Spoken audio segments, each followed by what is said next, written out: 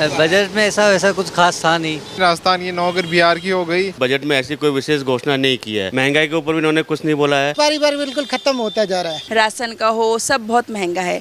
नमस्कार, आप देख रहे हैं नवतेज टीवी। मैं हूं आपके साथ हर्षदा जोशी। वित्त मंत्री निर्मला सीतारमण ने आज अपना 7वां बजट पेश कर दिया। दरअसल देश में जब जब बजट सामने आता है तो लोगों की नजरें उसी बजट पर टिक जाती है। वो जानना चाहते हैं कि किस बार उन्हें क्या राहत मिलने वाली है। अब जब बजट सामने आ गया तो लोगों की प्रतिक्रियाएं भी सामने आई।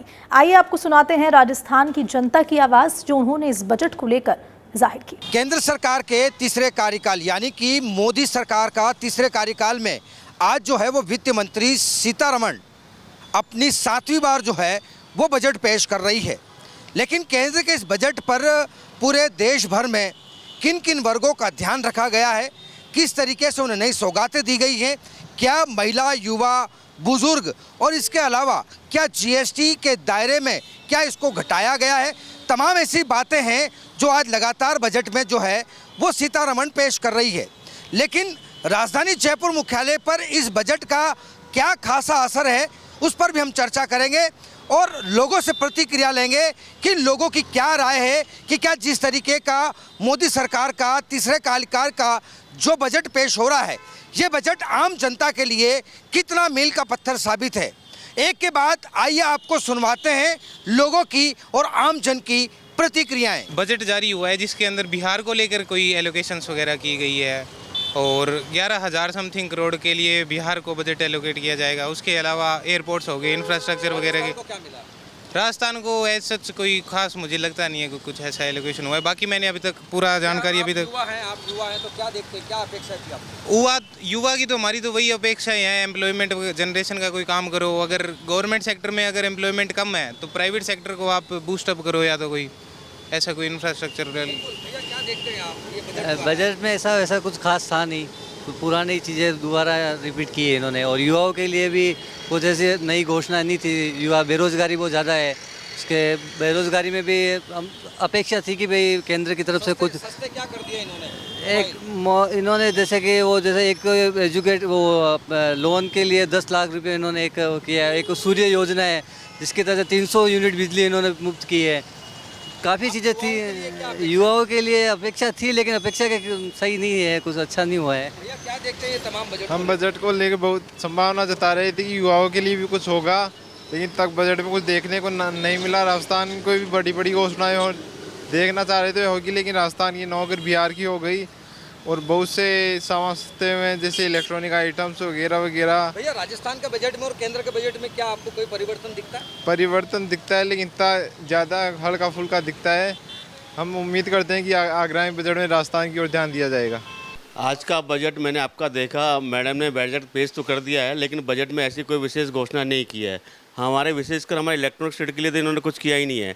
जीएसटी स्लैब आज भी एसी पर 28%, एलईडी पर 28% है, जो कि बहुत ज़्यादा है। अगर ये जीएसटी स्लैब कम करते तो हमारी सेल बढ़ती, हमारे कस्टमर बढ़ते, कस्टमर के लिए फ़ायदा होता। ना इनकम टैक्स स्लैब में भी इन्होंने कोई बहुत ज़्यादा बदलाव नहीं किया है। महंगाई के ऊपर भी इन्होंने कुछ नहीं बोला है। तो बजट ले दे के लिपा पोती वाला बजट है और ले दे के अपनी गवर्नमेंट बचाने वाला बजट है ये। और इसके अलावा उन्होंने कुछ नहीं किया बजट के अंदर। अभी राजस्थान के लेके भी इन्होंने कोई विशेष घोषणा नहीं की। राजस्थान को कुछ दिया ही नहीं इन्होंने, जबकि गवर्नमेंट इनकी खुद की थी यहाँ पे, तो यहाँ भी इन्होंने कोई विशेष घोषणा नहीं की है। विशेषकर मैं तो अपने ट्रेड की बात करूँगा, अपने ट्रेड के लिए तो कोई फ़ायदा नहीं हुआ इस बजट से। क्या लग रहा है कि इस बजट से व्यापारी वर्ग खुश है? नहीं, व्यापारिक वर्ग के लिए कुछ किया ही नहीं इन्होंने, बिल्कुल भी नहीं किया। पहले ही बिल्कुल मरा पड़ा था व्यापारिक वर्ग, और ज़्यादा दिक्कत का काम हो गया इनके लिए। तो क्या लगता था आपको कि इस बजट में उम्मीदें थी कि इस बजट से बहुत उम्मीद थी, क्योंकि इनकी सीटें वैसे ही कम हुई थी, तो लगता है कि बजट में कुछ करेंगे ये लोग, गरीबों के लिए कुछ करेंगे, लेकिन ऐसा कुछ दिखा नहीं बजट में इन्होंने कि कुछ करें ये। देखो, बजट सरकार क्या दिखा रही है, उस बजट से जनता पे बहुत बड़ा प्रभाव पड़ रहा है। महंगाई दिन प्रतिदिन बढ़ रही है। आप खाने की वस्तुएं ले लो, चाहे सब्जी हो, आटा हो, दाल हो, कोई भी चीज़। पहले जो चीज़ आधे रेट में 100 रुपये की आ रही थी, आज वो आज के समय में 200 पार है ना। तो आप अपना घर का बजट बैठा रहे हो, क्या किराया भाड़ा दोगे, कहाँ से दोगे? धंधे बिल्कुल ख़त्म हो चुके हैं। सरकार समझ नहीं रही है। सरकार को तो बैठे का टैक्स जाए। आपको क्या उम्मीद थी? उम्मीद ये थी कि कम से कम बजट कम हो गया तो रेटें कम हो जाएंगी, रेटें कम हो जाएंगी तो कम से कम जनता को राहत मिलेगी। वो राहत है नहीं है। व्यापारी वर्ग बिल्कुल ख़त्म होता जा रहा है। ऑनलाइन बिजनेस चल रहे हैं, व्यापार बिल्कुल ख़त्म, जीरो हो गया एक तरह से। व्यापारी दुकानें ऑफ कर करके भाग रहे हैं। ठीक है, सरकार को दोष ही कह रहे हैं कि भाई ये दिन प्रतिदिन बढ़ा रहे हैं, उनको तो ऐसा टैक्स से मतलब है, टैक्स ले लिया। राजस्थान का भी बजट आपने देखा और अब केंद्र का बजट, दोनों बजटों में क्या देखते हैं आप? देखो केंद्र क्या कर रही है कि अपना पूरे उसको देख के बजट निकाल रही है, और राज्य कर रही है अपने राज्य के हिसाब से कि भाई हमारे राज्य में थोड़ा अच्छा कर दूं, अच्छा हो जाएगा। केंद्र सोची हम पूरे देश में करूं जो करूं। सोना चांदी सस्ता कर दिया। सोने चांदी कौन लेता है भाई? हम कोई बड़े व्यापारी तो है नहीं है कि घर में खरीद के ट्रक भर रहे हैं, ऐसे तो है नहीं है। छोटा व्यापारी क्या चाहिए? टाइम पे सस्ता खाना पीना मिल जाए, है ना, राशन का ही होता है। आपको कि महंगाई बढ़ रही है, कोई जनता खुश नहीं है। आपको कि महंगाई यही सोच रहे थे कि जो सरकार अभी दोबारा से बनाई गई है, सब कुछ हुआ है बीजेपी सरकार में, तो उस सरकार को देखते हुए महंगाई कम नहीं करी है। अब वो अपना जो चुनाव लड़े हैं, इधर उधर के पैसे थे, वो पैसा जनता से वसूल कर रहे हैं, बस ये वसूल कर रहे हैं, और जनता परेशान हो रही है, मर रही है। और ऐसे ही चलते रहे तो आगे चल के ये जनता खुद ही इतनी एक्टिव हो गई है कि वोट नाम से देगी नहीं, यहाँ तक कि वोट ही डालना बंद कर देगी। क्या लग रहा था कि इस बजट में पेट्रोल डीजल सस्ता होगा? सभी उम्मीद यही बना रहे थे कि रेटें पेट्रोल की, डीजल की, खाने पीने की, सब्जियां सब कम हो जाएंगी, लेकिन वो तो बढ़ और गई। क्या मतलब है? ऐसे सरकार पे एक उम्मीद रखते हैं कि भाई आपकी सरकार आई है, हमने वोट दिया है, बीजेपी सरकार बन गई है, और उसके अकॉर्डिंग हमारे को ही गड्ढे में डाल दिया गया, रेटें बढ़ा दी गई हैं। मैम आप महिला हैं, क्या देखते हैं ये सरकार ने जो बजट जारी किया है? आप घर बार संभालते हैं, किचन संभालते हैं, क्या उम्मीद है थी सरकार से? उम्मीद क्या, बहुत काफ़ी महंगाई हो गई है। घर का राशन ले लीजिए, जहाँ पहले 500 रुपये में हफ्ते भर का काम, 3-4 दिन का काम चल जाता था, आजकल मार्केट जाओ 1000-1500 ऐसे चले जाते हैं। फ्रूट्स वगैरह हर चीज़ राशन का हो, सब बहुत महंगा है। बच्चों की फ़ीस रही काफ़ी महंगी हो गई है, हर चीज़। तो क्या लग रहा है, मतलब आपका किचन का बजट भी बिगड़ चुका है? काफ़ी बिगड़ गया है। जहाँ पहले मतलब महीने का इतना राशन का सामान 5000 का आ जाता था, आज के टाइम पे 7-8 हज़ार से नीचे आता ही नहीं है। बहुत सारी चीज़ें रहती है, फल फ्रूट्स लो, दालें वगैरह सब बहुत महंगी हो गई क्या हैं। लग रहा था, एक वित्त मंत्री, वो भी एक महिला थी, आप भी महिला है, तो आपको क्या उम्मीद थी कि महंगाई कम हो? लग रहा था कि थोड़ा सा इस बार कम होगा, लेकिन ऐसा कुछ भी नहीं रहा। तो महंगाई तो हर चीज़ में, चाहे खाने पीने का हो, पेट्रोल हो, कुछ भी हो, बच्चों की फ़ीस हो, हर चीज़ में महंगाई बहुत हो गई है। मतलब आपने आज देखा कि केंद्र सरकार का जो है वो तीसरे ट्रम्प का 7वीं बार सीतारमण जी ने जो है वो बजट पेश किया है। क्या देखते हैं इस बजट में खास क्या था और क्या उम्मीदें थी जो नहीं मिली? देखिए, मैं तो पहले देश के प्रधानमंत्री और निर्मला सीतारमण जी जो हमारी वित्त मंत्री है, उनको मैं बहुत बहुत साधुवाद देता हूं कि आपने सबका साथ सबका विकास, सबके विश्वास वाला बजट पेश किया।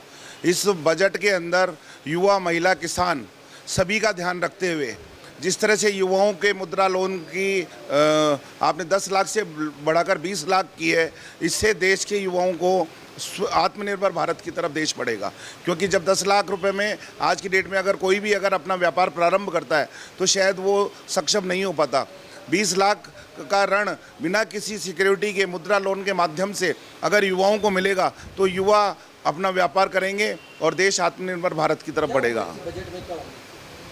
देश में सर्वांगीण विकास की ही उम्मीद थी कि हमारे देश का सर्वांगीण विकास हो, इंफ्रास्ट्रक्चर बढ़े, युवाओं को रोजगार मिले, महिला शक्ति को मजबूती मिले, किसानों को किसी न किसी तरह से कुछ लाभ मिले, और वो सारा इस बजट में देखने को मिला है। लेकिन सबसे ज़्यादा तो वैसे बिहार को और आंध्रा को दिया है, राजस्थान की तरफ तो नज़र भी नहीं उठाई है केंद्र ने। नहीं, ऐसा नहीं है। बिहार और आंध्र प्रदेश, बिहार क्योंकि पिछड़ा हुआ राज्य है, आप अगर देख सकते हैं कि बिहार के जो लोग हैं वो पलायन करके दूसरे राज्यों के अंदर काम करने के लिए जाते हैं। तो माननीय प्रधानमंत्री जी ने बिहार के उस समुदाय की सोचते हुए उस बजट को उन्होंने वहाँ दिया है, जिससे कि वहाँ के लोगों का सर्वांगीण विकास हो और वहाँ का जीवन स्तर उठे। इसमें महंगाई को लेकर के उम्मीदें थी, क्योंकि महंगाई लगातार बढ़ती जा रही है, व्यापारी वर्ग, एक आप व्यापारी है, ये चीज़ें कैसे देखते हैं? क्या उम्मीद थी कि महंगाई कम होगी और व्यापारियों को मजबूती मिलेगी? देखिए, व्यापारियों के हित में ज़रूर मैं केंद्र सरकार के आपके मंच के माध्यम से कहना चाहूँगा कि व्यापारियों के हित में सरकार को सोचना चाहिए। व्यापारियों के लिए भी पेंशन स्कीम लानी चाहिए। जो व्यापारी इनकम टैक्स देता है, वो व्यापारी जो जीवन भर अपना सब कुछ लगाकर टैक्स देता है, क्योंकि भारत में टैक्स देने वालों की संख्या बहुत कम है, लेकिन जो ईमानदारी से अपना टैक्स दे रहा है, तो उसकी तरफ भी माननीय प्रधानमंत्री जी और वित्त मंत्री जी का मैं ध्यान आकर्षित करना चाहूँगा कि आपके माध्यम से कि वो व्यापारी हित के अंदर भी कुछ ऐसे कदम उठाए जिससे जो टैक्स देने वाला व्यापारी है उसको कहीं ना कहीं अपने जब वो काम करने की उसको क्षमता नहीं रहती है, उस स्थिति में उसको पेंशन मिले या उसको लाभ मिले। जो टैक्स पेयर है उसको कुछ ना कुछ लाभ मिलना चाहिए। लग रहा था आपको कि महंगाई में जैसे कि लगातार पेट्रोल डीजल के दाम बढ़ते जा रहे हैं, आटा दाल चावल घी शक्कर, बच्चों की पढ़ाई, ये तमाम चीज़ें हैं, तो ये क्या लग रहा था कि यहाँ पर भी कोई राहत मिलेगी? एक आम जनता, आम जन की सोच के जैसे अगर सोचते हैं तो जिस तरह से महंगाई थोड़ी बहुत बढ़ रही है, वैसे तो जीडीपी जैसे जैसे बढ़ती है तो महंगाई का स्तर भी बढ़ता है, लेकिन एक आम जन को राहत के माध्यम से हम उम्मीद लगा के बैठे थे कि आम जन के जो खाने पीने की वस्तुएं हैं और आम जन के लिए पेट्रोल डीजल है, इसके अंदर भी कुछ राहत मिलनी चाहिए थी। मैं आपके माध्यम से निवेदन करूंगा, आग्रह करूंगा हमारे देश के यशस्वी प्रधानमंत्री जी को और वित्त मंत्री जी को कि इस और भी ध्यान आकर्षित कर आम जनता के लिए कुछ अगर संशोधन हो तो संशोधित करके और इसको किया जाए। आखिरी सवाल करूंगा कि राजस्थान का भी बजट आया केंद्र की सरकार से पहले, तो राजस्थान के बजट को और केंद्र सरकार के बजट को आप तुलना कैसे करते हैं? क्या खास था, क्या कुछ खट्टा था, क्या कुछ मीठा था? देखिए, सबसे पहला तो मैं ये कहूँगा कि राजस्थान के अंदर पहली बार मातृशक्ति ने, हमारी जो वित्त मंत्री है वो भी महिला शक्ति थी और हमारे देश की वित्त मंत्री वो भी महिला शक्ति है। दोनों बजट मातृशक्ति ने पेश किया है, तो ये बजट अपने आप में मातृशक्ति को समर्पित था। और जब माता बहनों का विकास होता है तो पूरे घर का विकास होता है, और पूरे घर का विकास होता है तो देश का विकास होता है। मैं तो ये कहूँगा कि आज हमारा देश मातृशक्ति को आगे लाने की और बढ़ रहा है, और हमारी मातृशक्ति जिस तरह से रोजगार के अंदर, राजनीति के अंदर, व्यापार के अंदर अपने और सभी उनमें अपनी प्रमुख भूमिकाएं निभा रही है, तो हमारा देश का सर्वांगीण विकास होगा। जय हिंद, जय भारत।